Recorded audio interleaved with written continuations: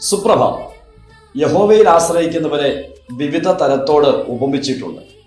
അതിൽ നാം വായിക്കുന്നത് ഇങ്ങനെയാണ്: യഹോവയിൽ ആശ്രയിക്കുന്നവൻ എന്നേക്കും നിലനിൽക്കുന്ന സിയോൻ പർവ്വതം പോലെയാകുന്നു. സിയോൻ പർവ്വതം എന്നേക്കും നിലനിൽക്കണം എന്നില്ല.